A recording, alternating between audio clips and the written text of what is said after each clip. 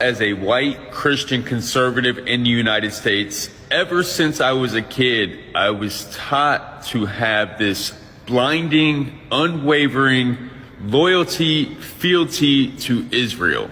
I was conditioned to believe that Israel was the promised land and the Israelis were God's chosen people, and all the Arabs surrounding Israel just wanted to annihilate them and wipe them completely off the map.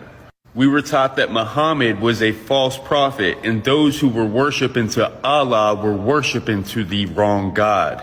And we were taught that we were supposed to pledge allegiance to the United States, support the American military and their endeavors all across the world, but especially in the Middle East, and their support for Israel. We were supposed to back that no matter what.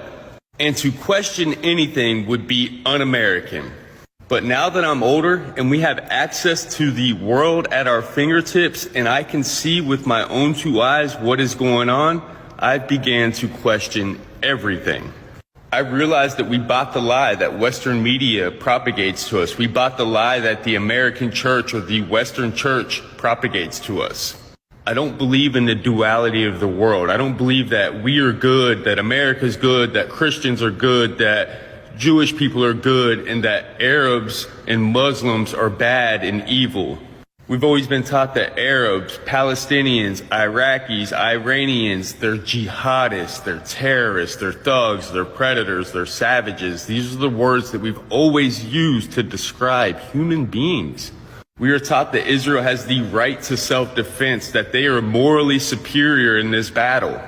But I now realize that he who controls the media controls the masses, and Israel has the power to not only control the narrative, but to control the way that the war is fought. We are taught that this war started from a Hamas terrorist attack on October 7th, but in reality, this war started 75 years ago, with the start of the ethnic cleansing of the Palestinian people and the stealing of their land. One thing I've learned about the U.S. and other imperialist and colonizing nations is that they love to put their foot on other people's neck and then act shocked when they fight back.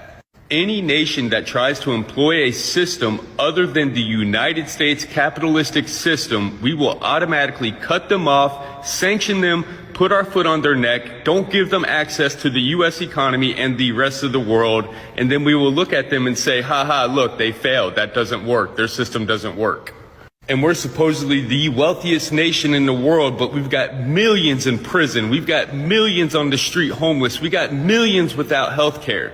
And we say to the rest of the world that we're morally superior and our system's the best. And when our own people begin to question it and speak out against it, we are told that we are unpatriotic and un-American. And if we don't like it, go to those other countries whose system doesn't work because America has her foot on their neck.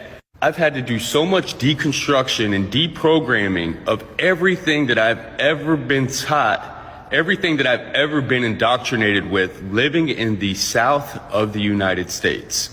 We love to say that we are all human. We claim that all lives matter, yet we're still supporting the bombing of innocent civilians. I've said it since day one, and I'll say it again. I will always stand on the side of the oppressed and free Palestine.